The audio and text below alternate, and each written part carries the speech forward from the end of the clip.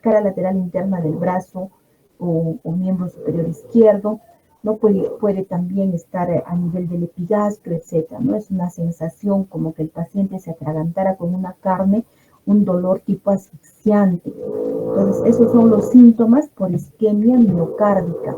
Ahora, la segunda causa de síntomas cardiovasculares son los trastornos de función de bomba, ¿no?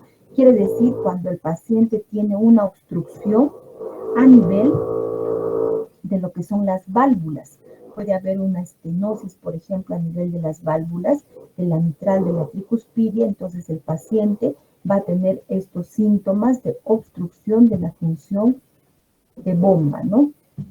Los otros síntomas son, por ejemplo, cuando el paciente tiene trastornos en el ritmo, ¿no? Por ejemplo, si el paciente tiene bradicardias, ¿no? El paciente tiene una bradicardia severa o un bloqueo auriculoventricular, el paciente nos va a referir, o puede presentar síncope, puede presentar trastorno del sensorio.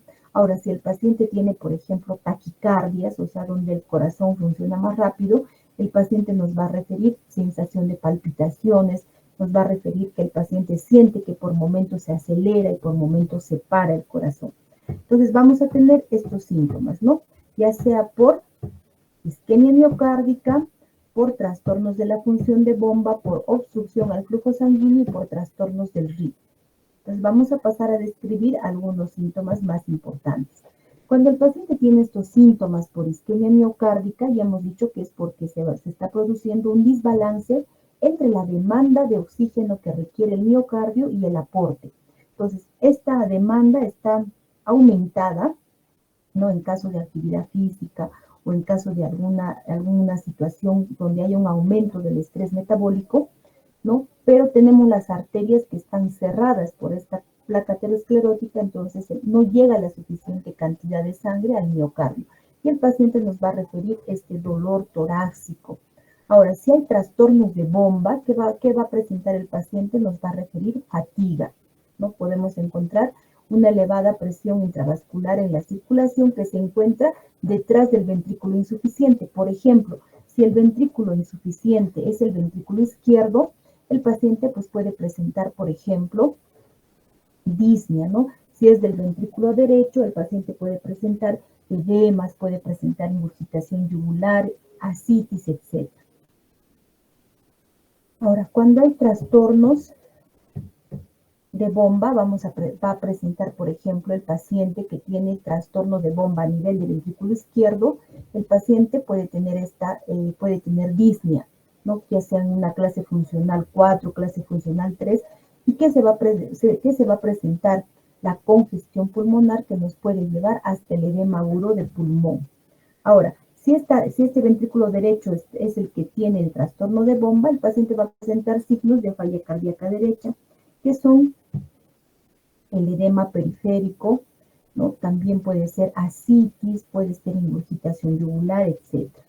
Ahora, si hay obstrucción al flujo sanguíneo, es decir, si hay una obstrucción, por ejemplo, una estenosis a nivel de las válvulas auriculoventriculares, como la mitral y la tricuspidia, por ejemplo, o a nivel de las válvulas semilunares, el paciente va a presentar, por ejemplo, síntomas, ¿no? Como alteraciones del ritmo, pueden presentar la fibrilación auricular, arritmias, pueden referirnos palpitaciones, disnea, el paciente puede hacer hipotensión, puede presentar angina, síncope, ¿no? Y estos pueden desaparecer o aparecer súbitamente. Entonces, estos son los síntomas más frecuentes, ¿no? De lo que es el aparato cardiovascular, la disnea, que como sabemos, la disnea es una dificultad a respirar, ¿no? Tiene dificultad respiratoria. El dolor torácico, ¿no? El síncope, chicos, es una pérdida súbita de la conciencia. Es cuando el paciente está haciendo alguna actividad y de pronto es como si lo desenchufaran y se cae, pierde la conciencia, ¿no? Este es el síncope. Y el edema, ¿no? Ahora, estos síntomas no son específicos del corazón. También se pueden presentar cuando el paciente tiene patología a nivel de otro aparato. Por ejemplo, la disnea también puede ser de origen pulmonar, ¿no? O también puede haber disnea, por ejemplo, en un estado de ansiedad mayor o incluso solamente en pacientes que han subido de peso excesivamente en poco tiempo pueden presentar disnea, o sea, la obesidad les puede producir disnea. El dolor torácico ya sabemos que es uno de los síntomas más frecuentes en lo que es el servicio de emergencia de cualquier centro hospitalario, ¿no? Pero el dolor torácico tiene mil de causas, ¿no? Algunas tienen origen cardíaco y otras no. Por ejemplo, ¿cuáles son las patologías que nos van a producir dolor torácico que tengan origen cardíaco? Por ejemplo, el infarto agudo de miocardio, por ejemplo, la disección aórtica, también otras causas, por ejemplo, ¿no?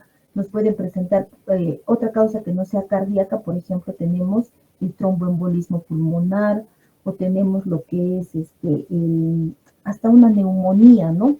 Nos puede presentar una ruptura de esófago, nos puede presentar dolor torácico, etc. Entonces, estos síntomas no son específicos, tienen también origen en otros aparatos. Por eso es importante que nosotros hagamos una anamnesis adecuada. Entonces, cuando nosotros hacemos una anamnesis de cómo es el dolor, en qué momento aparece, cuál es la intensidad, cuál es la periodicidad, con qué cede el dolor, si hay alguna posición antálgica, si el paciente ya tiene recurrentemente este dolor o es la primera vez, etc. Si indagamos, si hacemos una buena anamnesis, nosotros vamos a poder direccionar este síntoma hacia qué origen tiene, ¿no? Si es un origen cardiovascular, o si es un origen respiratorio, o si es un origen gástrico, etc. Entonces es importante una anamnesis adecuada. Ahora, en cuanto al edema, que es el aumento de volumen generalmente de los miembros inferiores, digo generalmente porque si un paciente, por ejemplo, es postrado, ¿no? Un paciente está echado en cama, el edema pues no se va a producir en lo que son los miembros inferiores, sino se va a producir en lo que son las zonas declives, ¿no? Si el paciente está echado, por ejemplo, puede ser a nivel sacro, ¿no? A nivel de la espalda. Este edema puede tener otras causas, ¿no? Por ejemplo, puede ser de origen renal, puede ser de origen hepático. Ustedes están llevando medicina interna y están viendo también pacientes nefrópatas. Están llevando gastroenterología, están viendo pacientes hepatópatas, ¿no? Entonces, por ejemplo, ¿cómo diferenciaríamos el edema de origen cardiológico con respecto al edema de origen renal? El edema de origen cardíaco es un edema donde el paciente amanece sin edema, ¿no? O sea, amanece normal y conforme transcurren las horas, el paciente va acumulando líquido generalmente en las zonas de declive, como les vuelvo a repetir, en los miembros inferiores, si es que el paciente camina, ¿no? En cambio, el edema de origen renal, el paciente amanece con el edema, ¿no? Es un paciente que generalmente el edema lo tiene en la cara, a nivel de la zona palpebral, ¿no? En la cara, en los ojos, ¿no? Y el origen, y el edema de origen hepático, pues generalmente es la ascitis, ¿no? La acumulación de líquido a nivel de lo que es el abdomen. Entonces, hay que saber direccionar estos síntomas, hay que saber hacer una buena anamnesis para saber de qué patología está sufriendo el paciente.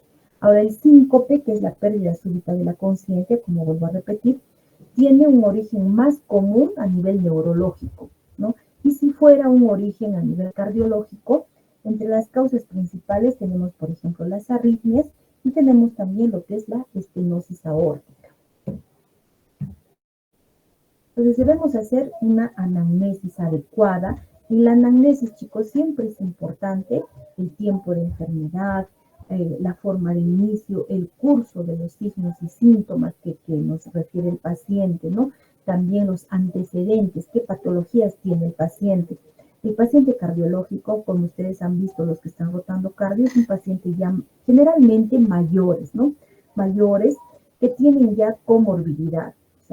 Vienen, por ejemplo, por dolor torácico y no nos podemos quedar en el dolor torácico. Hay que preguntar siempre, señor o señora, usted, ¿qué patologías tiene? ¿Qué enfermedades crónicas? A veces el paciente incluso dice, no tengo ninguna enfermedad crónica. Hay que preguntar, ¿qué pastillas toma usted? Entonces, a veces el paciente refiere que no tiene enfermedad crónica, pero toma captopril, toma enalapril, toma metformina. Entonces, siempre hay que ver, hacer un interrogatorio adecuado. Ahora, después de hacer una anamnesis, ¿no? Una anamnesis adecuada donde vamos a ver signos, síntomas que tiene el paciente, vamos a ver también los antecedentes del paciente, qué medicación toma, por ejemplo. Tenemos que hacer una evaluación cuidadosa del paciente, es decir, un examen físico adecuado. El examen físico, chicos, varía, por ejemplo, con respecto a que si el paciente está por ejemplo, si el paciente está en consultorio, generalmente es un paciente compensado, no es un paciente que acude por sus propios medios. Entonces tenemos tiempo para hacer un buen examen físico. Ahora, si el paciente está en hospitalización, generalmente pues el paciente tenemos tiempo de hacerle un examen adecuado. Pero ¿qué pasa si el paciente, por ejemplo, está en emergencia? Si el paciente está en emergencia, todo nuestro examen físico, nuestro interrogatorio tiene que ser más focalizado a los síntomas y signos por los que acude el paciente. Ahora, después de hacer una anamnesis adecuada, un examen físico adecuado, tenemos exámenes auxiliares que nos van a ayudar a llegar a la etiología de la enfermedad. Por ejemplo, una simple placa de tórax, chicos. Es un método auxiliar económico, ¿no? Y que disponen en cualquier centro de salud, ¿no? La placa radiográfica es tan sencilla, pero aporta muchos datos. Por ejemplo, en la placa radiográfica podemos ver si hay una cardiomegalia, podemos ver si el paciente, y si tiene una cardiomegalia, podemos ver, por ejemplo, si hay crecimiento de qué cavidades, si es a expensas del ventrículo derecho, del izquierdo o de las aurículas. Podemos ver si hay, por ejemplo, un ensanchamiento del mediastino en caso de un derrame pericárdico. Podemos ver, por ejemplo, si hay congestión pulmonar, etcétera, ¿no? Entonces, es un examen sencillo que nos aporta muchos datos. El electrocardiograma igualmente, ¿no? El electrocardiograma es el método auxiliar que aporta más datos en cardiología. En el electrocardiograma podemos ver alteraciones del ritmo, podemos ver si hay crecimiento de cavidades, podemos ver si hay alteraciones isquémicas, no podemos ver si hay por ejemplo, bloqueos, frecuencia cardíaca, etc. La ecocardiografía, que los que están rotando también deben estar viendo, es un examen no invasivo, no es un examen que no lleva mucho tiempo y en el cual podemos ver toda la parte anatómica. No podemos ver, por ejemplo, en cardiopatías congénitas, si es que hay alguna alteración congénita, podemos ver en cardiopatía hipertensiva, podemos ver, por ejemplo, si hay alguna valvulopatía, ¿no? Si hay alguna válvula que esté funcionando mal, podemos medir tamaños de cavidades y también podemos ver lo que es la función del ventrículo izquierdo, la función del ventrículo derecho, etc.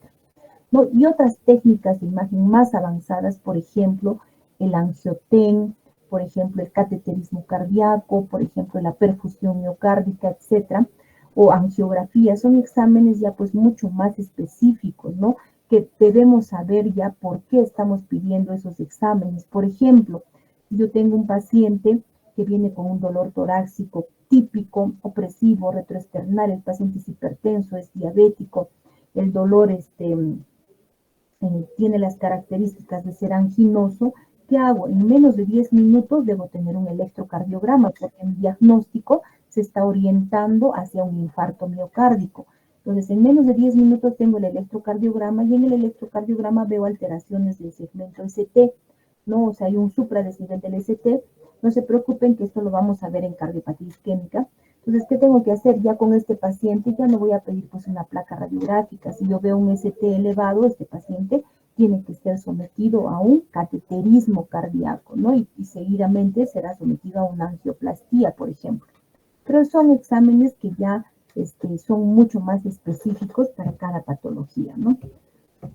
Ahora, generalmente el paciente con síntomas cardiovasculares, como vemos acá, cuando el paciente está en reposo, está feliz, ¿no? Está feliz, ¿por qué? Porque en ese momento que está en reposo, el paciente está asintomático, ¿no? El paciente pues no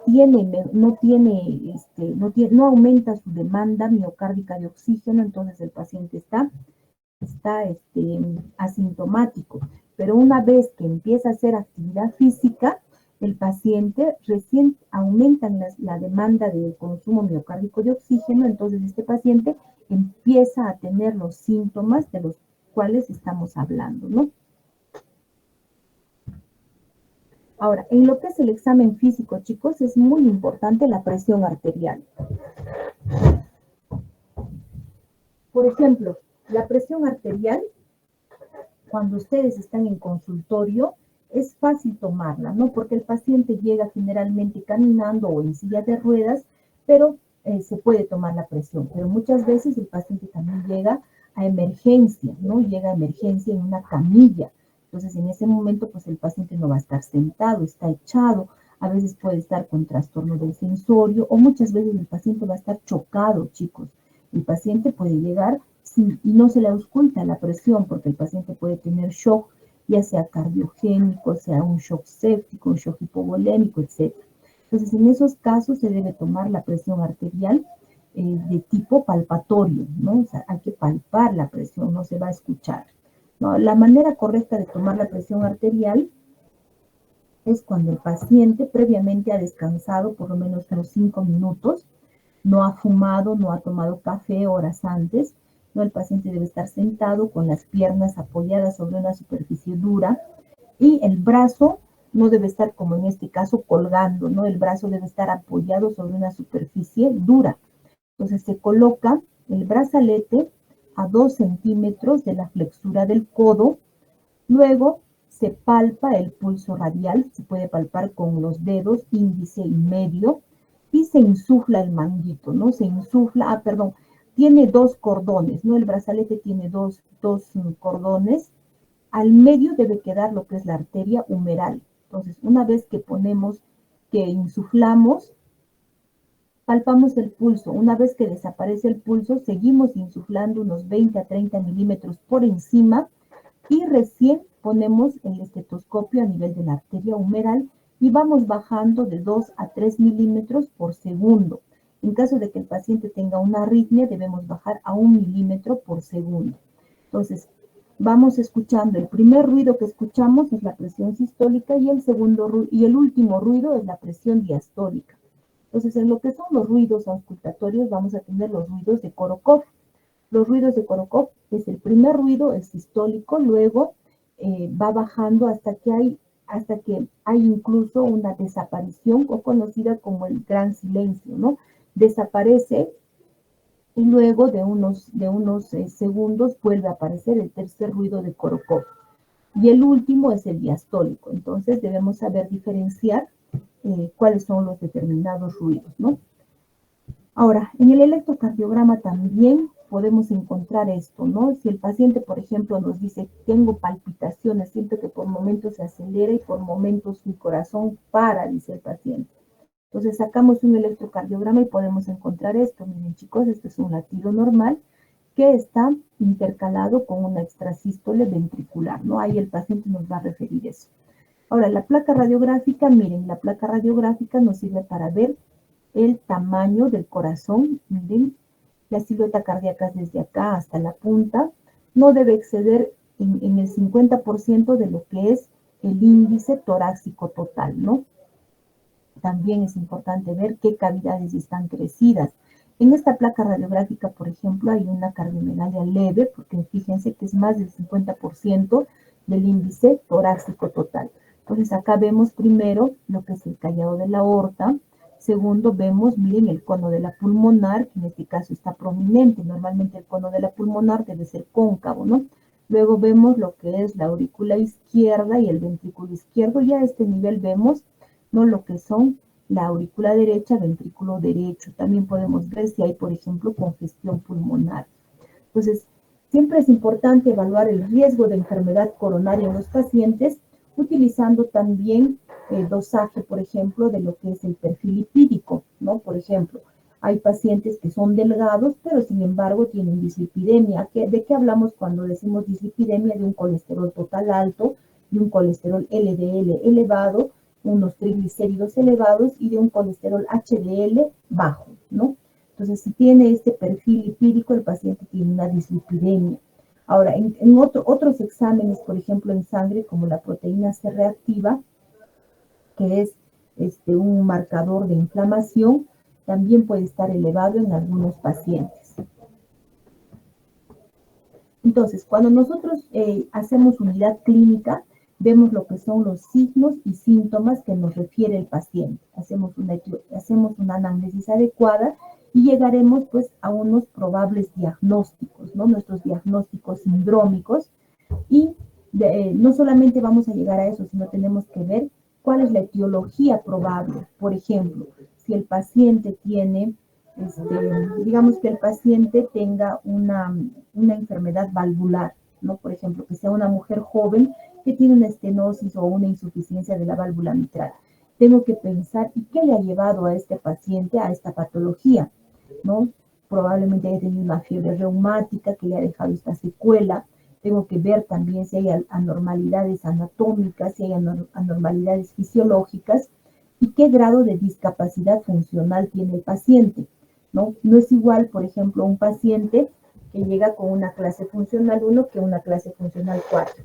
¿A qué me refiero con la clase funcional, chicos? Por ejemplo, si un paciente llega, ¿no? Y nos consulta, nos dice, tengo dificultad para respirar.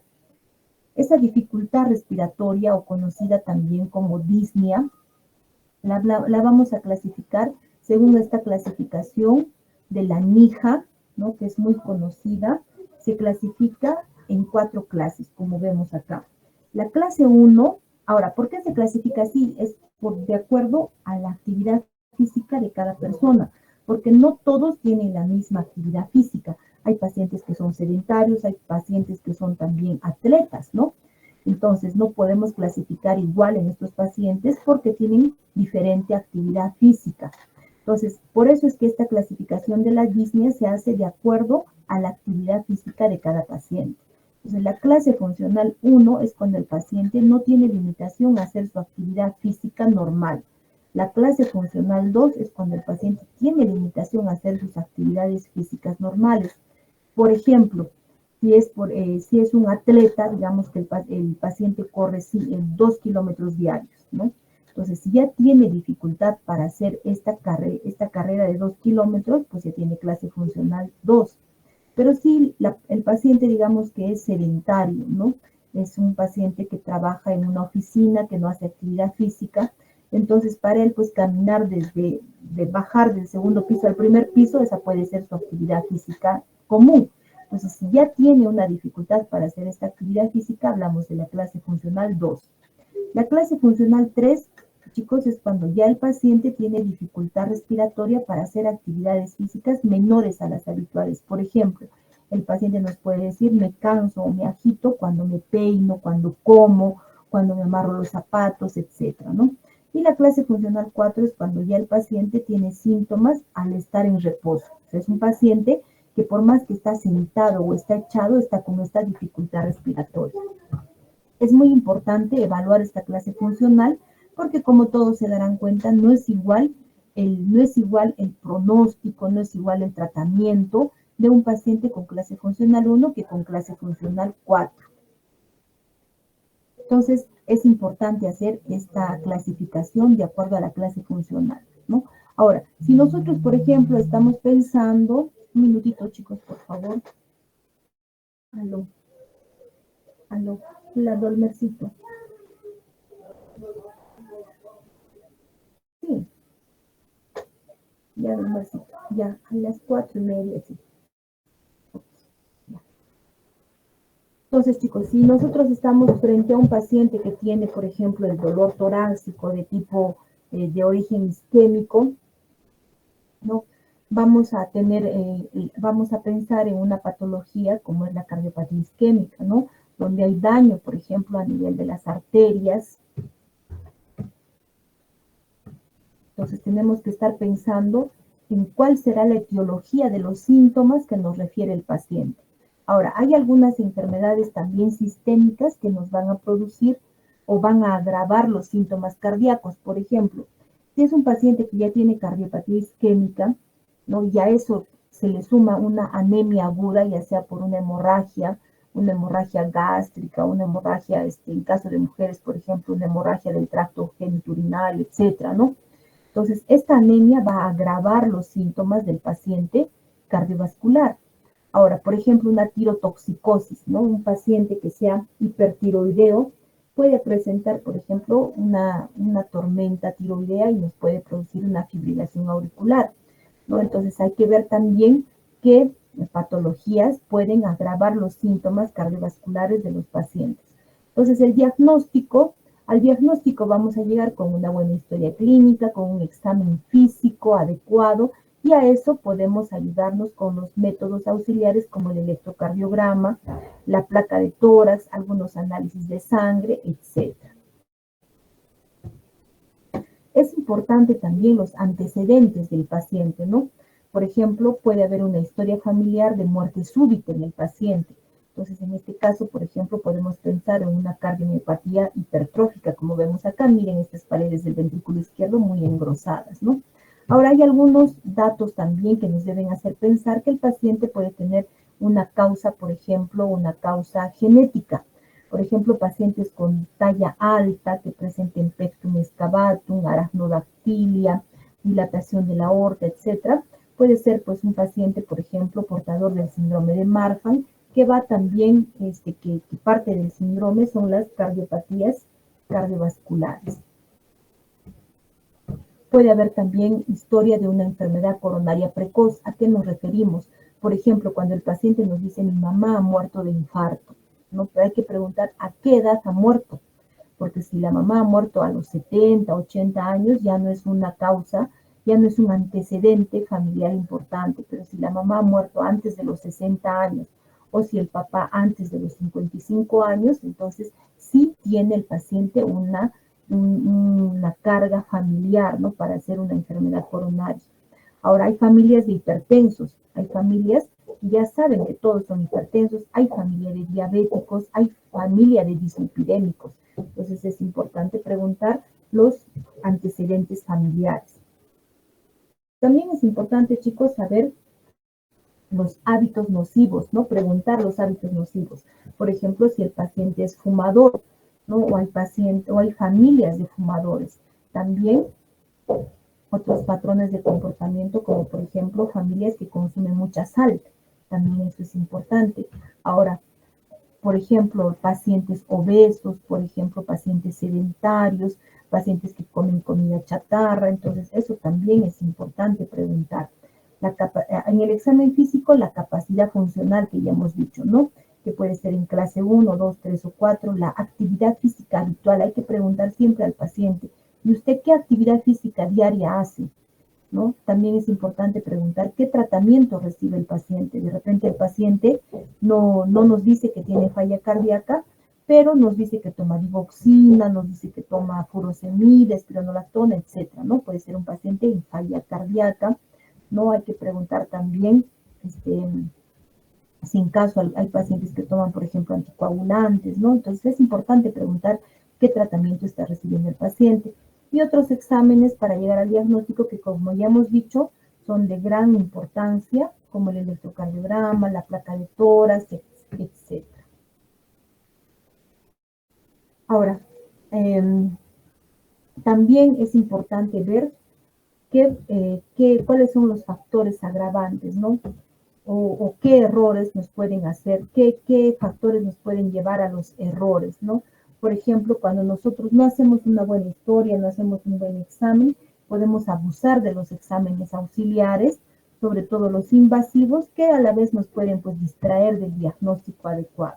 Entonces hay que hacer una buena hay que llegar a un diagnóstico, y recordemos que estamos en medicina interna, donde tenemos que ver signos y síntomas, llegar a unos probables diagnósticos. Nos valemos de los exámenes físicos, llegamos a un diagnóstico, hay que ver qué etiología es y darle las mejores opciones de tratamiento al paciente.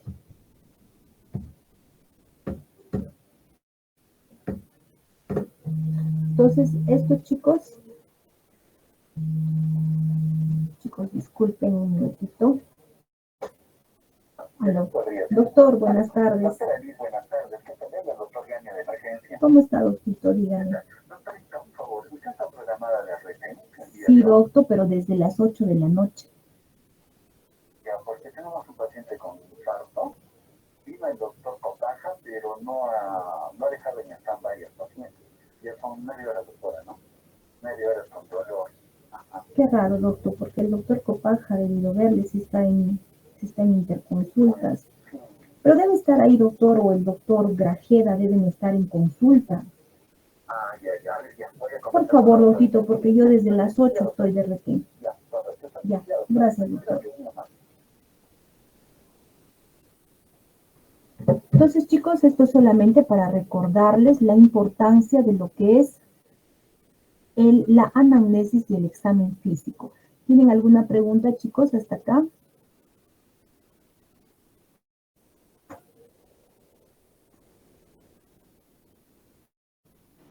No, doctora.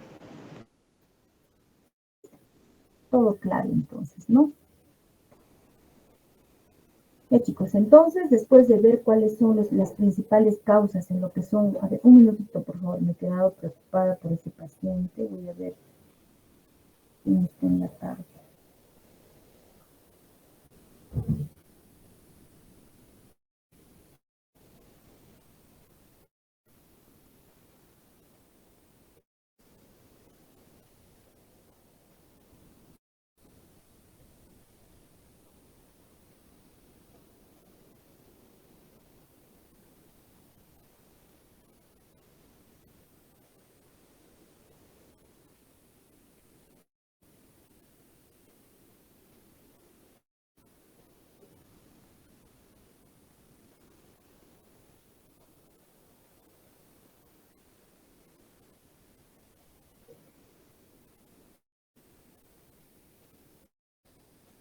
Un minutito, por favor.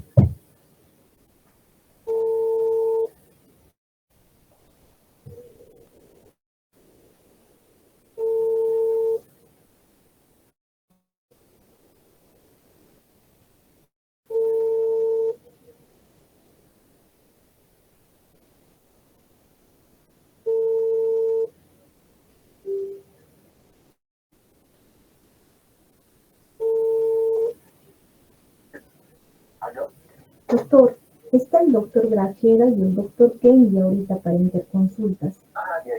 Ya, me voy a indicar eso a la Se lo doctora. ocupa, por favor. Ya, hasta luego, doctor. Ya.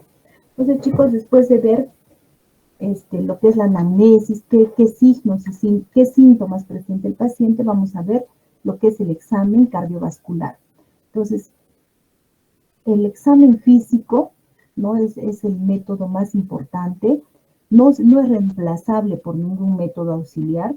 Es importante ver desde cómo llega el paciente, ¿no? Si el paciente llega caminando, si el paciente llega jalado por un familiar o el paciente llega en camilla, en silla de ruedas, etc. Entonces es importante ver desde cómo llega el paciente. Vamos a ver también ¿no? ¿Qué nos indica el paciente? Pues, ¿no? En lo que es los signos cardiovasculares, podemos ver, por ejemplo, lo que es la cianosis, ¿no? O la coloración violácea. Podemos tener una cianosis central, si es que hay, por ejemplo, un shunt arteriovenoso, o que se puede observar a nivel perioral, o podemos tener la cianosis periférica, ¿no? Por ejemplo, en lo que son los dedos de las manos, por ejemplo, ¿no? También podemos ver otros signos como son los dedos en palillo de tambor. Miren, estos dedos en palillo de tambor los observamos en personas que viven con una cianosis prolongada. Puede haber también cianosis diferencial, es decir, que el paciente pues tenga cianosis, por ejemplo, solo en la mitad inferior del cuerpo, ¿no? En caso de que haya un shunt, por ejemplo. Ahora, en algunos casos también el paciente puede tener los ojos así saltones, ¿no? Que puede ser porque también hay una enfermedad tiroidea o también pues lo que llama la atención es esta ictericia, ¿no? Miren acá las escleras histéricas del paciente que no solamente puede ser una patología hepática, no hay también casos donde la patología cardíaca está tan avanzada que afecta el hígado y nos va a producir la cirrosis cardíaca. Entonces, el paciente con cirrosis cardíaca va a tener esta ictericia, va a tener ascitis, circulación colateral, reflujo hepatoyugular, etc. Hay pacientes que toman anticoagulantes tipo warfarina, tipo los nuevos anticoagulantes orales, etcétera, que pueden tener equimosis, pueden tener petequias, hay que ver eso, ¿no? También es importante, chicos, observar en estos pacientes lo que es la cavidad oral, ¿no? ¿Por qué es importante?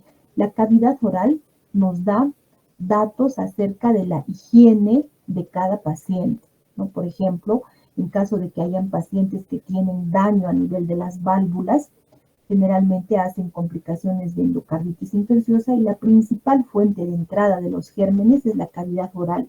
Puede haber abscesos a nivel de las muelas, etc. Acá, por ejemplo, que nos llama la atención estos ojos saltones, ¿no? Y el edema palpebral, que se puede presentar, por ejemplo, en patologías endocrinas, como por ejemplo el hipertiroidismo. Ahora, hay otras patologías, chicos, que tienen causa genética, por ejemplo, mujeres de talla corta, que tengan el cuello, fíjense, el cuello normalmente debería ser acá, ¿no? Pero miren que tiene una especie de aleta en el cuello, ¿no? Que nos estaría más o menos guiando a que esta paciente pues puede tener una enfermedad como es el síndrome de Turner, que también cursa con patología cardíaca. Otras patologías más frecuentes, por ejemplo, pacientes de talla muy alta que tengan la aracnodactilia, que tengan el pectum excavatum, que tengan alteraciones a nivel de los ojos, ¿no? Como lo que es luxación del cristalino, etcétera. Eso nos debe estar guiando a, por ejemplo, pacientes con síndrome de Turner, con síndrome de Marfan, que también, pues, parte del síndrome son las patologías cardíacas. En lo que es el examen físico propiamente, este examen debe incluir lo que es un examen de la retina, ¿no? Ya sabemos que hay alteraciones de retinopatía por hipertensión, retinopatía diabética, etc. Pero este examen de retina lo hace el oftalmólogo, ¿no? Es un examen que propiamente lo hace el oftalmólogo, donde se puede observar pues algunas alteraciones, ¿no? Por ejemplo, solo para que tengan una idea, ¿no? Este es un fondo de ojo normal, fíjense, y cómo va cambiando cuando hay esta retinopatía hipertensiva, ¿no? Miren cómo se ve que hay edema, se ve que hay exudados, etc. Entonces, cuando empecemos a hacer el examen cardiovascular, chicos, debería ser con el pecho totalmente descubierto, en una habitación silenciosa, ¿no? Donde podamos auscultar adecuadamente al paciente. Entonces, generalmente en nuestro medio el paciente no se quita toda la ropa, ¿no? Podemos abrirle nada más la ropa del cuerpo superior. Siempre es importante ver si el paciente tiene cicatrices. No muchas veces el paciente no nos va a indicar que le han operado de algo, pero nosotros vemos, por ejemplo, esta cicatriz, ¿no? Si vemos esta cicatriz, ya tenemos que pensar qué le han hecho a este paciente, que le han abierto todo el tórax, ¿no? Probablemente le hayan cambiado una válvula, probablemente le hayan hecho un bypass aortocoronario, etc. Entonces, una cicatriz así ya nos está indicando algo. Ahora, una cicatriz así como ven ustedes acá, pequeña, ¿no? Subclavicular. Esto, por ejemplo, es una cicatriz de un marcapaso, ¿no? Entonces, hay que ver siempre el tórax. La forma del tórax también es importante. Miren, tenemos muchas personas que tienen este tórax en quilla, ¿no? O donde el esternón está pues así salido hacia afuera. O también tenemos lo que es el tórax en forma del pectum excavatum, ¿no? Donde el tórax está pues hundido, como vemos acá. Entonces, estas patologías también pueden asociarse a otras patologías cardiovasculares. Ahora, como les vuelvo a repetir, es importante ver cómo llega el paciente. En esta época, chicos, donde el promedio de vida se ha incrementado, tenemos pacientes que puede haber pacientes de 50 años que sean viejitos o puede haber pacientes de 80 años que sean jovencitos. ¿A qué me refiero? Aquí hay pacientes de 50 años que tienen hipertensión, diabetes, que ya se han infartado, son fumadores y se ven pues viejitos, ¿no? Se ven viejitos, se ven acabados, vienen por un familiar, jalado de un familiar. En cambio, puede haber pacientes de 80 años que no tienen esa comorbilidad, que son pacientes que tienen una buena dieta, cuidan su actividad física y se ven mucho más jóvenes. Entonces, hay viejitos de 50 y hay jovencitos de 80. Ahora, en el examen físico, como ya les vuelvo a repetir, hay que ver primero la inspección, ¿no? Cómo es la cara, si tiene, si la forma del tórax está alterada. También otros signos, ¿no? Como por ejemplo la ascitis. No puede haber ascitis, como ya les vuelvo a repetir, por una patología cardíaca avanzada que esté afectando el hígado. Entonces hay pacientes con ascitis por cirrosis cardíaca. ¿no? Ahora, si hay pacientes muy delgados, por ejemplo, muy flaquitos, se puede incluso a la inspección, se puede ver un pulso prominente a nivel de la aorta abdominal, ¿no? Que podría ser, por ejemplo, por un aneurisma aórtico. Ahora, también es importante ver las extremidades inferiores, ¿no? Hay que palpar en extremidades superiores, palpar los pulsos en las inferiores, ver si el paciente tiene, por ejemplo, alteraciones como esto, ¿no? Que son las dilataciones de las venas, las varices, si tienen signos de que esas venas están inflamadas o si hay signos de trombosis a nivel de las venas, si tiene edema, si hay otros signos, por ejemplo, como en la endocarditis infecciosa, ¿no? Dentro del examen físico es importante la toma de la presión arterial, que como les vuelvo a repetir, se debe tomar adecuadamente. Les pongo esta diapositiva para que vean qué es lo que no se debe hacer, ¿no? Primero, que el brazo tiene que estar sobre una superficie dura, el brazo no puede estar colgando como en este caso. Y la campana del estetoscopio tiene que estar entre ambas mangueritas, ¿no? De lo que es el tensiómetro, porque a ese nivel va a quedar la arteria humeral. La frecuencia cardíaca también es importante palparla. Recordemos que la frecuencia cardíaca normal en un adulto es de 60 a 100. O si estamos con una frecuencia menos de 60, estamos frente a una bradicardia, y si es más de 100, estamos frente a una taquicardia. Ahora, en el examen físico, chicos, es importante ver también el pulso, ¿no?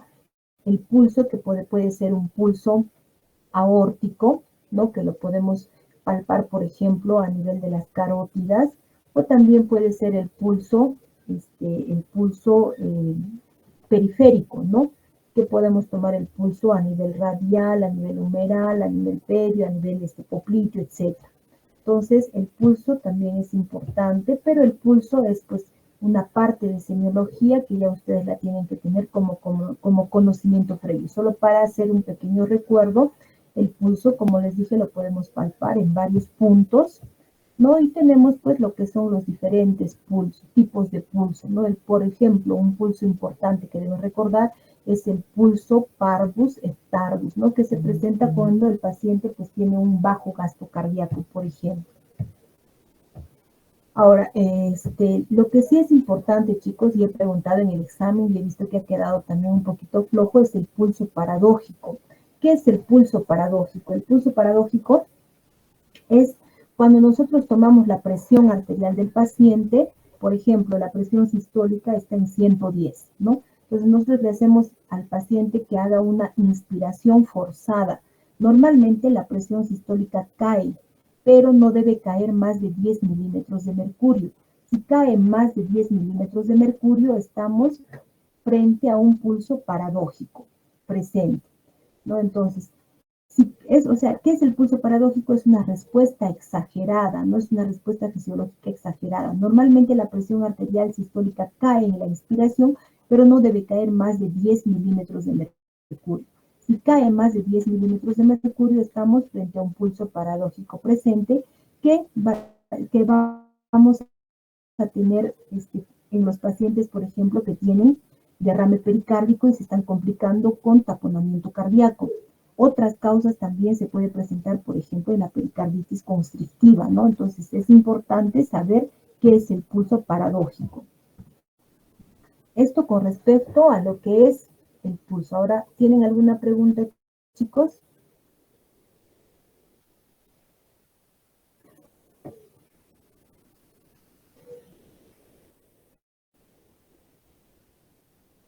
Chicos, Pati, ¿hay alguna pregunta? No, doctorita, por mi parte. Ya, entonces vamos a pasar a lo que es la auscultación. Espérenme un ratito, por favor, estoy buscando.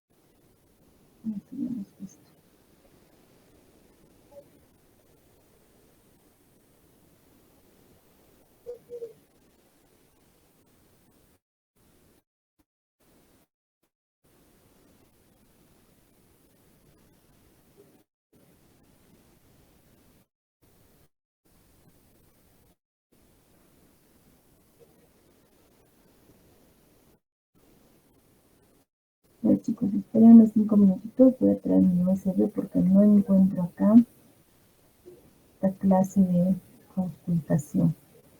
Ahora chicos, unos 5 minutitos, tomen un poquito de agua, nos encontramos, ahorita son las 3:05, a las 3:10. Está bien, doctorita.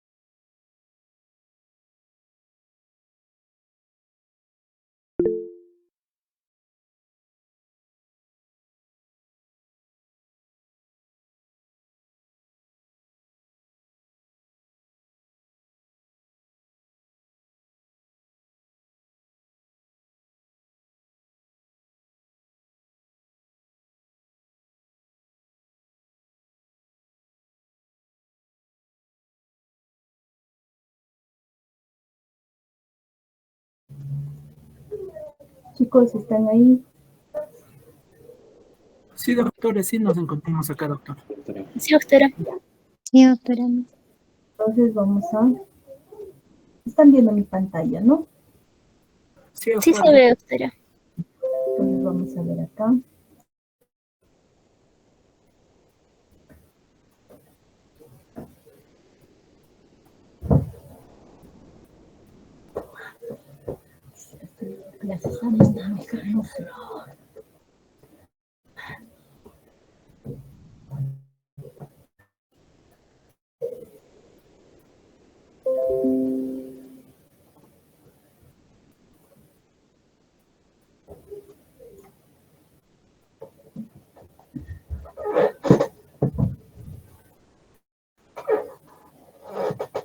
Ya, chicos, entonces vamos a pasar.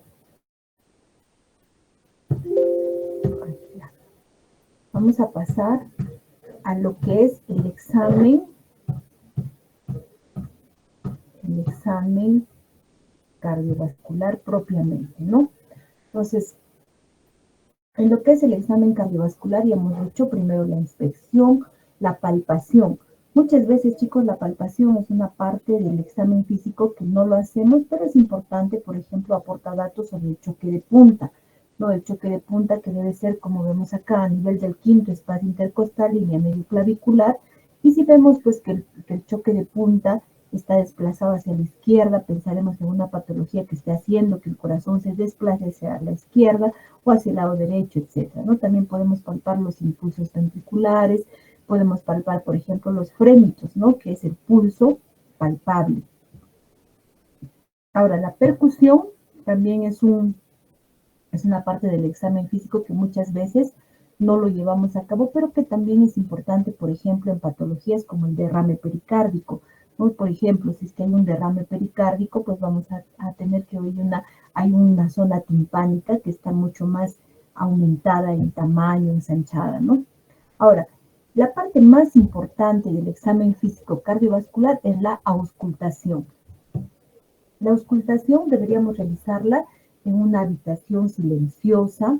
No se debe prestar mucha atención en qué fase del ciclo cardíaco nos encontramos. Por ejemplo, a los que están rotando cardiología, yo les he recomendado que una vez que pongan el estetoscopio en los focos auscultatorios, palpen el pulso, ¿no? Si ustedes palpan el pulso, ya sea el pulso periférico o el pulso, por ejemplo, carotidio, es el ruido que ustedes escuchan y coincide con el pulso, ese ruido es sistólico. Y el ruido que no coincide con el pulso, ese ruido es diastólico. Entonces, eso es importante para que sepamos en qué fase del ciclo cardíaco estamos escuchando, ¿no? Ahora, puede determinarse relacionado con otros fenómenos, ¿no? Como ya, igual el choque de punta, ¿no? Si ustedes palpan el choque de punta, el ruido que coincide con el choque de punta es un ruido sistólico y el que no coincide es diastólico. Entonces, ¿por qué se van a presentar? ¿Por qué escuchamos los ruidos cardíacos?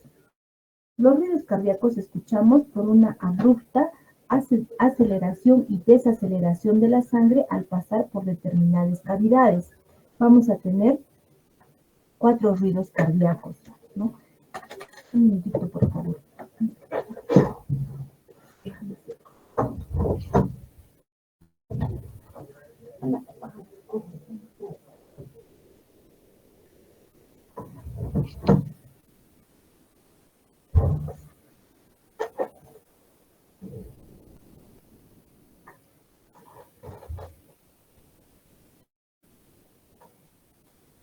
Entonces, chicos, vamos a tener en la auscultación el primer ruido cardíaco. El primer ruido cardíaco se va a producir por el cierre de las válvulas auriculoventriculares, que son la válvula mitral y la válvula tricuspidia. Ahora, como sabemos, las cavidades izquierdas manejan mayor volumen, mayor presión, entonces la primera en cerrarse va a ser la válvula mitral y después la válvula tricuspidia. El segundo ruido se va a producir ya también por lo que es el cierre de las válvulas semilunares, ¿no? Igualmente, la aorta maneja mayor presión, entonces primero se va a cerrar la aorta y luego se va a cerrar la pulmonar. Ahora, ¿de qué depende estos ruidos? ¿De qué dependen las características de estos ruidos? Depende primero de la posición de las valvas. Por ejemplo, la posición de la válvula, de las valvas de la válvula mitral, ¿no? Especialmente de la valva anteroseptal. Depende también de la distancia que tiene que viajar la sangre desde una cavidad a otra, ¿no? Cuanto mayor distancia, el ruido va a ser pues más incrementado. Ahora, ¿en qué casos vamos a encontrar un primer ruido incrementado? Vamos a encontrar en las patologías que tengan aumento de la frecuencia cardíaca, por ejemplo, en lo que son las enfermedades que cursen con la taquicardia, ¿no? Vamos a tener, por ejemplo, que está incrementado cuando hay un flujo auriculoventricular incrementado, por ejemplo, en la fiebre, en la anemia, en la enfermedad del hipertiroidismo, en una fístula arteriovenosa. También vamos a tener que esté incrementado cuando hay un flujo auriculoventricular prolongado, por ejemplo, cuando el paciente tiene una patología como la estenosis mitral. Ahora, ¿en qué casos vamos a tener, por ejemplo, un desdoblamiento del primer ruido? Este desdoblamiento del primer ruido puede ser fisiológico o normal, porque estamos diciendo que primero se cierra la mitral y luego se cierra la tricúspide, ¿no? Pero en algunos casos este desdoblamiento va a estar, por ejemplo, se puede presentar, por ejemplo, un desdoblamiento cuando hay un bloqueo de rama derecha, ¿no? O cuando hay un bloqueo de rama, o hay un bloqueo completo de rama derecha. Ahora, ¿en qué casos el primer ruido puede estar disminuido? El primer ruido puede estar disminuido, por ejemplo, en patologías que tengan un intervalo PR prolongado, que ya van a ver cuál es este intervalo cuando veamos el electrocardiograma. También puede estar disminuido en la insuficiencia mitral, es decir, cuando la válvula mitral no se abre adecuadamente, o una estenosis mitral severa. Cuando hablamos de una estenosis, estamos hablando de que la válvula no se abre adecuadamente, ¿no? Entonces, si esta válvula no se abre adecuadamente y ya está en un grado severo, pues vamos a tener un primer ruido disminuido.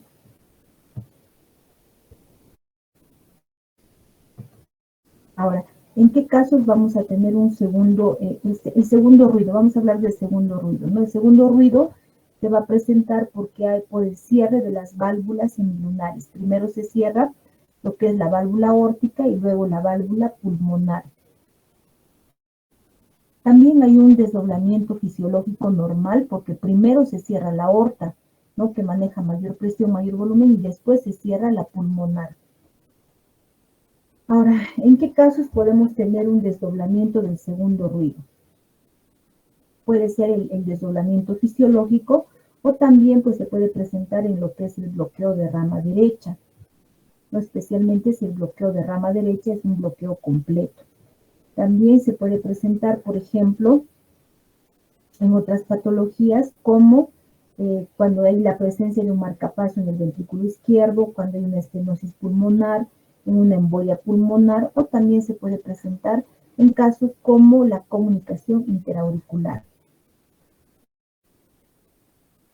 Ahora, en lo que es la hipertensión pulmonar, el segundo componente puede estar incrementado, ¿no? Y el desdoblamiento puede ser normal, puede estar disminuido o puede estar incrementado de acuerdo al grado de intensidad o de severidad de la hipertensión pulmonar.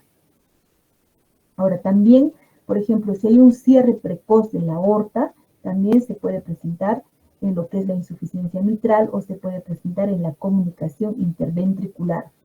Ahora, también puede haber un retraso en el cierre de la aorta, ¿no? Por ejemplo, y esto nos va a dar un desdoblamiento paradójico. ¿Qué quiere decir?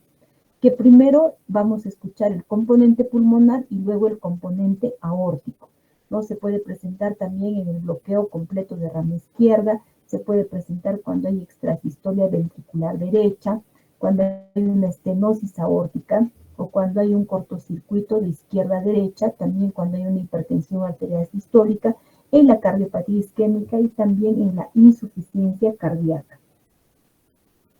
Ahora, el segundo ruido también puede estar incrementado en casos de hipertensión pulmonar.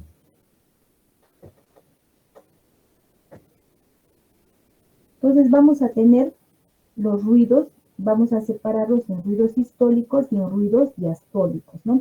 Los ruidos sistólicos pueden ser ruidos de eyección. El ruido de eyección se ve en pacientes, por ejemplo, con estenosis de las válvulas semilunares, es decir, en estenosis de la válvula aórtica y estenosis de la válvula pulmonar. Puede ser un origen, puede tener un origen congénito, ¿no? El ruido sistólico de eyección se ve en casos de estenosis debido a una aorta bicúspide, por ejemplo, que el paciente nació con esta patología.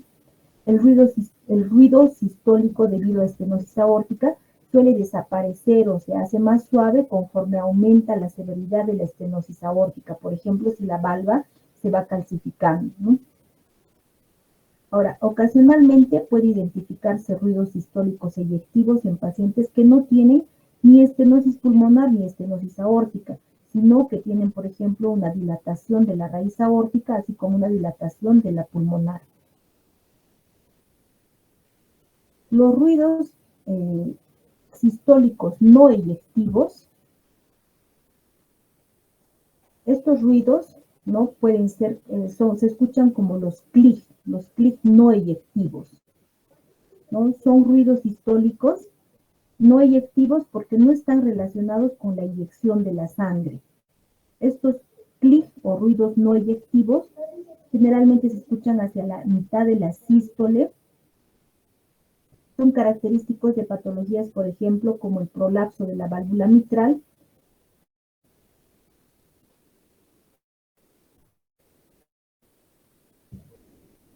y los ruidos diastólicos. Los ruidos diastólicos tenemos, por ejemplo, lo que son el chasquido de apertura, ¿no? Como su nombre lo dice, es un chasquido al abrirse la válvula. Se puede escuchar tanto en lo que es la válvula mitral como en la válvula tricuspidia, pero más frecuentemente se escucha cuando hay una disminución en la apertura o una estenosis de la válvula mitral. Ahora, el tercer ruido, chicos, el tercer ruido se puede escuchar normalmente en niños o se puede escuchar hasta adultos jóvenes. También se puede escuchar en lo que son las patologías que cursan con un gasto cardíaco elevado, por ejemplo, en las taquicardias, en la fiebre, ¿no? Ahí podemos escuchar un tercer ruido. En caso de que escuchemos un tercer ruido en un paciente adulto, no nos debe hacer sospechar de falla ventricular. El tercer ruido se escucha por disfunción sistólica. Es conocida como el galope, así. Suena como si un caballito estaría corriendo, ¿no? Un galope. Si escuchamos esto en un adulto con patología, por ejemplo, de falla cardíaca, debemos saber que ese paciente está con una falla cardíaca descompensada. ¿Por qué? Porque el tercer ruido nos indica disfunción sistólica. Entonces, el galope es disfunción sistólica. Ahora, este tercer ruido podemos escuchar cuando el paciente también está, por ejemplo, anémico o tiene una fístula arteriovenosa o hay una enfermedad de beriberi, etc., ¿no? Pero si el paciente tiene falla cardíaca, ya sabemos que es un paciente que está con falla cardíaca descompensada. Ahora, otro ruido que podemos escuchar es el golpe pericárdico. El golpe pericárdico se escucha cuando el paciente tiene una patología como es la pericarditis constrictiva. Se puede confundir con el tercer ruido, pero se diferencia porque el golpe pericárdico es más precoz que el tercer ruido. Entonces, nos fijamos si el paciente tiene ingurgitación yugular. Si el paciente tiene ingurgitación yugular y presenta este golpe pericárdico, nos debe orientar hacia una pericarditis constrictiva. Ahora, otro ruido que podemos escuchar es el plop tumoral. El plop tumoral lo vamos a escuchar en la diástole, que se va a presentar, como su nombre lo dice, cuando hay una presencia de un tumor, ¿no? El tumor más frecuente a nivel del corazón es el soma, que cada vez que este tumor prolapsa, quiere salir a nivel de las válvulas auriculoventriculares, nos va a producir este sonido que es el plop tumoral. Ahora, el cuarto ruido se produce debido a la última fase de la diástole, ¿no? que es la contracción auricular. La presencia de cuarto ruido es típica en aquellas situaciones en las que el ventrículo requiere mayor contracción auricular para su llenado. Entonces, estas situaciones se caracterizan por una alteración de la distensibilidad del ventrículo izquierdo o el ventrículo derecho. El cuarto ruido, chicos, nos está indicando una disfunción diastólica. ¿Qué quiere decir? Que el corazón se contrae bien, pero tiene dificultad para dilatarse. Este cuarto ruido nos hace pensar en una disfunción diastólica. Se puede escuchar, por ejemplo, en pacientes que tienen estenosis aórtica, insuficiencia mitral, cardiopatía isquémica, etc. Ahora, entonces estamos viendo que en lo que es la auscultación vamos a tener 4 ruidos, ¿no? El primer ruido que se da o se escucha por el cierre de las válvulas auriculoventriculares, ¿no? El segundo ruido por cierre de las válvulas semilunares. El tercer ruido, que es normal en niños, y en adultos pues nos está indicando una disfunción sistólica, y el cuarto ruido que nos está indicando una disfunción diastólica. El cuarto ruido, chicos, como vemos acá, siempre es patológico, ¿no? O sea, el tercer ruido puede ser normal en niños, puede escucharse en pacientes sin patología cardíaca, que tengan fiebre, que tengan la enfermedad de Beriberi, que tengan taquicardia, etc. Pero el cuarto ruido, como vemos acá, siempre se va a presentar cuando hay estas patologías, ¿no? Entonces, el cuarto ruido siempre es patológico. Entonces, esto con respecto a lo que son los ruidos cardíacos. Ahora, cuando nosotros escuchamos al paciente cardiológico, ¿no? Y tiene signos y síntomas cardiovasculares, ¿qué queremos escuchar? Queremos diferenciar los ruidos. ¿Cuál es el primer ruido? ¿Cuál es el segundo ruido? Para ello palpamos el pulso, ¿no? Y podemos estar diferenciando cuál es el primer ruido, cuál es el sistólico, el diastólico, etc. Ahora, es muy frecuente que nosotros, aparte de estos ruidos, escuchemos lo que son los soplos, ¿no? Entonces, para eso es importante que nosotros pues tengamos una habitación una habitación silenciosa, donde podamos escuchar estos diferentes soplos, ¿no? Cuando nosotros escuchamos un soplo, tenemos que ver o tenemos que determinar cuánto dura el soplo, cuál es su frecuencia, cuál es su configuración, cuál es la intensidad del soplo. Por ejemplo, si es sistólico o es diastólico. Podemos también determinar la magnitud del soplo, si este soplo aparece y desaparece o es constante, ¿no? Los soplos cardíacos tenemos que determinar el tiempo en que aparece, si es sistólico o diastólico. Tenemos que determinar dónde se localiza más el soplo. Para eso es importante los focos auscultatorios. Solamente para hacerles recordar, chicos, los focos auscultatorios tenemos en el segundo espacio intercostal, línea medio clavicular derecha, tenemos el foco aórtico. En el segundo espacio intercostal, línea medio clavicular izquierda, tenemos el foco pulmonar. En el tercer espacio intercostal, línea medio clavicular izquierda, tenemos el accesorio aórtico. En el quinto espacio intercostal, línea medio clavicular, tenemos el foco mitral. Y en todo lo que es la zona paraesternal izquierda o subsifoideo tenemos el soplo tricuspidio, el foco tricuspidio. Entonces, es importante recordar cuáles son los focos auscultatorios, porque cuando ustedes van a examinar al paciente, tienen que determinar en qué foco se escucha mejor o se escucha de manera más intensa el soplo que están escuchando. Ahora, la intensidad también es importante, ¿no? Cuando decimos, la clasificación de la intensidad va del 1 al 6. Cuando decimos una intensidad 1, la intensidad 1 es cuando nosotros necesitamos que el paciente haga algunas maniobras para que se pueda escuchar el soplo. Por ejemplo, una maniobra de Valsalva, ¿no? Que el paciente puje para que podamos escuchar el soplo. El soplo de intensidad 2 es cuando ya no necesitamos que haga estas maniobras, las escuchamos el soplo, ¿no? El soplo de intensidad 3 es cuando es más intenso que el 2. El soplo de intensidad 4 ya es el soplo que tiene frémito. ¿Qué quiere decir? Que no solamente lo escuchamos, sino lo palpamos. Por ejemplo, Si escuchamos un soplo a nivel del quinto espacio intercostal, ya podemos palpar esta zona y vamos a palpar el soplo, ¿no? Vamos a palpar el frémito. Por eso el frémito es la palpación del soplo. Entonces, el quinto grado de intensidad es cuando es más intenso que el 4, pero también tiene frémito. Y el sexto grado de intensidad es cuando es mucho más intenso. Incluso hay soplos que ya no se escucha estetoscopio, ya no se necesita estetoscopio para palpar el pulso. Solamente acercamos el oído y podemos escuchar el soplo. Ese es de intensidad 6. Ahora, en cuanto a la configuración, vamos a tener soplos que van creciendo, decreciendo. También el mismo soplo puede crecer y decrecer o puede ser plano como en meseta. Entonces, chicos, esto es importante determinar en qué foco escuchamos el soplo. Es importante determinar la intensidad del soplo, la periodicidad, la magnitud y la configuración. Un minuto, por favor.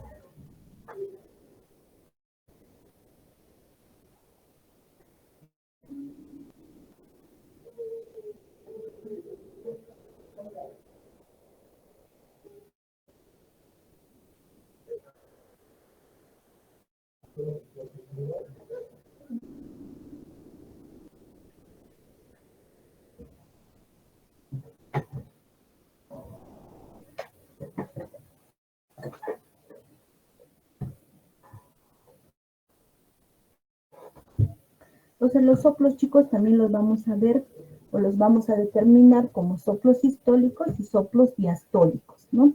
Entonces, incluso en la sístole misma, chicos, el soplo puede ser al inicio de la sístole, o sea, protosistólico, a la mitad de la sístole, mesosistólico o al final de la sístole, telesistólico.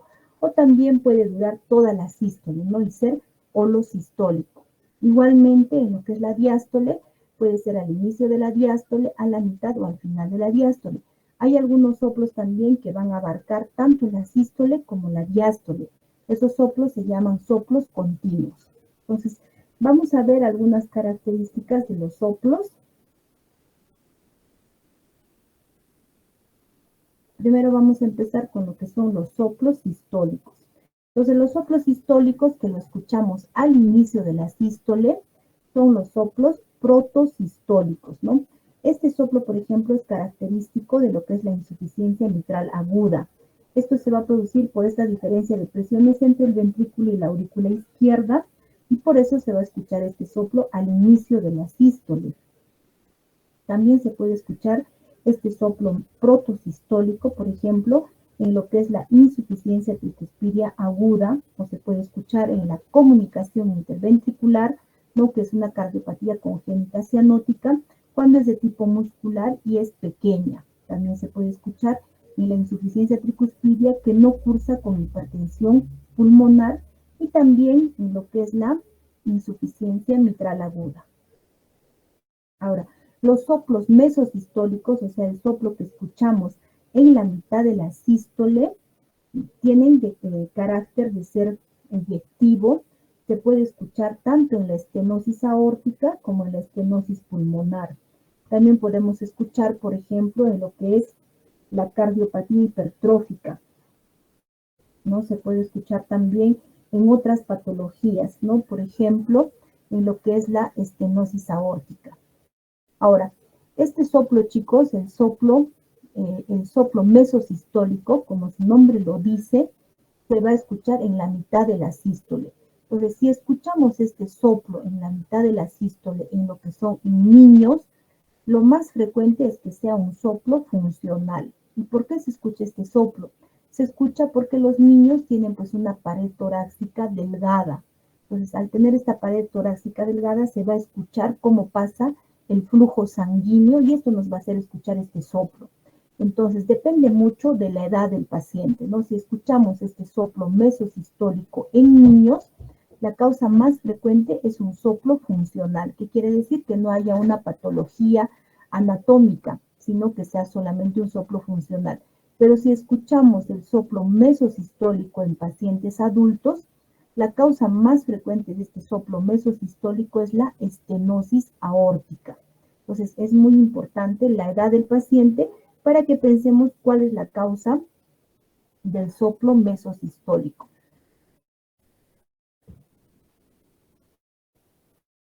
Ahora, los soplos o los sistólicos son soplos que se van a escuchar en meseta, ¿no? Son soplos que abarcan toda la sístole, tienen esa configuración de ser de meseta. Vamos a escuchar este soplo, por ejemplo, en la insuficiencia mitral crónica, ¿no? Cuando un paciente ya tiene esta patología por mucho tiempo, en la cual la aurícula izquierda pues ya ha crecido de tamaño, ¿no? Y se va a producir esa diferencia de presiones entre aurícula y ventrículo izquierdo. También podemos escuchar, por ejemplo, cuando el paciente tiene una insuficiencia tricuspidia severa, crónica, o cuando el paciente tiene una comunicación interventricular, pero una comunicación interventricular grande. Ahora, los soplos telesistólicos, como su nombre lo dice, se escuchan hacia el final de la sístole. En este caso vamos a escuchar estos soplos telesistólicos, por ejemplo, en lo que es la cardiopatía isquémica, y vamos a escuchar también en lo que es el prolapso de la válvula mitral.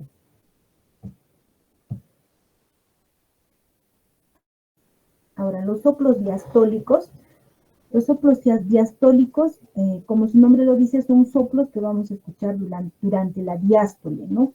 Estos soplos diastólicos siempre son patológicos, chicos, ¿no? No es como los sistólicos, ¿no? Que puede ser fisiológico, por ejemplo, cuando es un mesosistólico en niños. En cambio, los soplos diastólicos siempre son patológicos.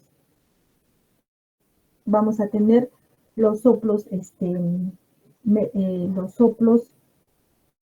por ejemplo, los soplos mesodiastólicos, ¿no? O sea, el soplo que se va a producir o se va a escuchar hacia la mitad de la diástole. Se puede escuchar por una desproporción, ¿no? Entre lo que es las válvulas y las cavidades auriculoventriculares. No puede haber una diferencia en lo que es el orificio valvular, por ejemplo. Pueden ser fuertes cuando hay una estenosis leve o pueden ser suaves cuando la estenosis es severa.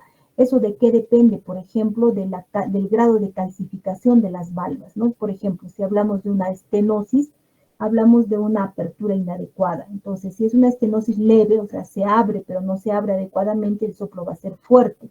Pero si ya es una estenosis severa, donde el soplo, donde las válvulas están totalmente calcificadas, son válvulas que ya no se abren.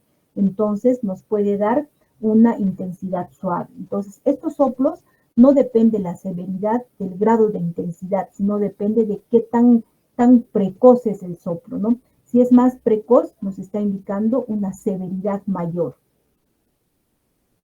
Dentro de este soplo tenemos lo que es el chasquido de apertura, ¿no? Este chasquido de apertura lo vamos a escuchar, por ejemplo, en lo que es la estenosis, ¿no? Ya tanto en la estenosis mitral como en la estenosis tricuspidia. Pero lo que más se escucha es en la estenosis de la válvula mitral, el chasquido de apertura. Otras causas en las que podemos escuchar este soplo mesodiastólico, por ejemplo, en lo que es la insuficiencia mitral severa, en la persistencia del conducto arterioso, en la comunicación interventricular, en la insuficiencia tricuspidia y en la comunicación interauricular. Ahora, también se puede escuchar en la insuficiencia aórtica severa crónica. En ese caso, por ejemplo, tenemos el soplo característico, que es el soplo de Austin-Flynn. ¿Qué es el soplo de Austin-Flynn?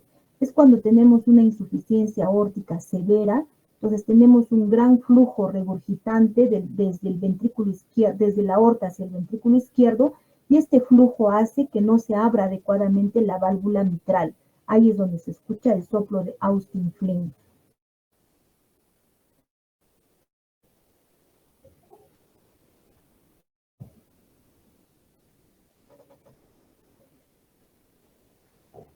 Ahora, también tenemos lo que son los soplos continuos, ¿no? Los soplos continuos, como su nombre nos está indicando, es un soplo que dura tanto la sístole como en la diástole. Y esto se presenta cuando hay una continua diferencia de presiones en dos áreas. Por ejemplo, en la persistencia del conducto arterioso, que quiere decir que hay una comunicación entre la válvula aórtica y la arteria pulmonar. Entonces, como son dos arterias grandes que tienen flujos continuos, el soplo que vamos a escuchar es tanto sistólico como diastólico. También se puede escuchar en las fístulas arteriovenosas congénitas o las fístulas adquiridas. Por ejemplo, ahora que ustedes que están rotando nefrología, van a ver que hay pacientes que son sometidos a diálisis, ¿no? Y para eso se les crea una fístula arteriovenosa a nivel de los miembros superiores. Entonces, ustedes vean a esos pacientes que están en hemodiálisis, tienen una fístula arteriovenosa que la ha creado el cirujano para que se lleve a cabo lo que es la hemodiálisis. Escuchen, pongan el estetoscopio a ese nivel y van a escuchar un soplo continuo que abarca tanto sístole como diástole. También se puede escuchar, por ejemplo, en lo que son las fístulas coronarias, arteriovenosas, en lo que es el alcapa, donde la coronaria derecha sale hacia el lado izquierdo y viceversa, en conexiones entre el seno de Valsalva y el lado derecho del corazón, en la coartación aórtica, también se puede escuchar en lo que es la embolia pulmonar.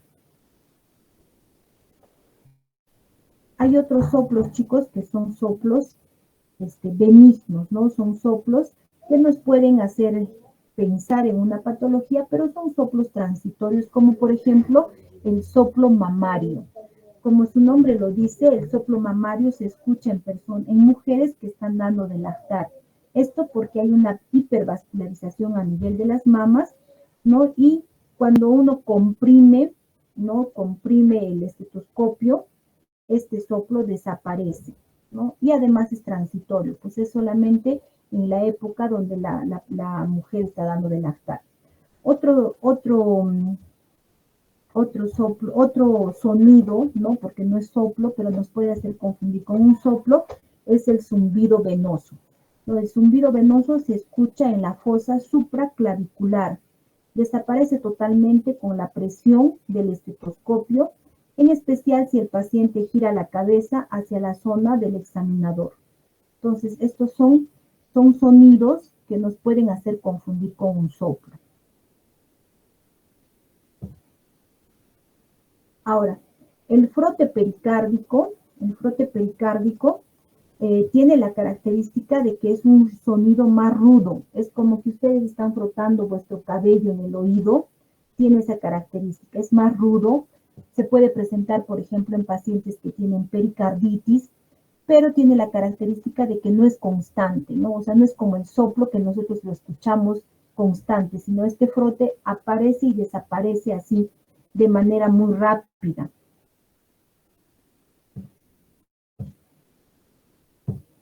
Entonces, chicos, esto es solamente un repaso de lo que es el examen físico en el aparato cardiovascular, ¿no? Entonces, para hacer un pequeño resumen en lo que es el examen físico, tenemos que recordar que hay 4 ruidos que vamos a escuchar. El primer ruido por el cierre de la válvula, de las válvulas auriculoventriculares. El segundo ruido por el cierre de las válvulas semilunares, que son la aorta y la pulmonar. El tercer ruido, que es normal en niños, pero que en adultos nos está indicando una disfunción sistólica. Y el cuarto ruido, que siempre es patológico, que nos está indicando una disfunción diastólica, ¿no? También es importante cómo se clasifican los soplos, los focos auscultatorios, cómo se clasifican por la intensidad y qué soplos pues nos deben hacer sospechar de qué patología, ¿no? Si es sistólico o diastólico. Entonces, chicos, como les vuelvo a repetir, este es un repaso de lo que es semiología cardiovascular. La próxima clase vamos a empezar con lo que es electrocardiograma. Si tienen alguna pregunta hasta acá.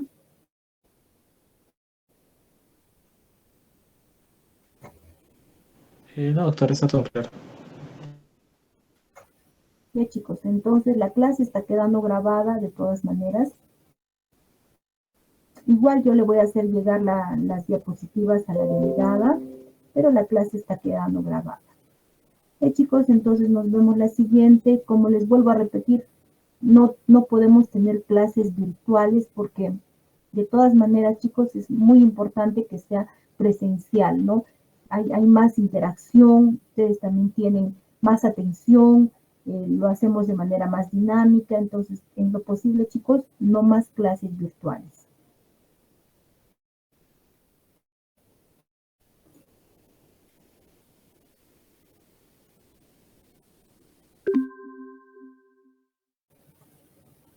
Buenas tardes. Está bien, doctorita, buenas tardes. Gracias, doctora. Buenas tardes. Gracias, doctora. Buenas tardes. Gracias, doctora. Buenas Chao, tardes. chicos, buenas tardes.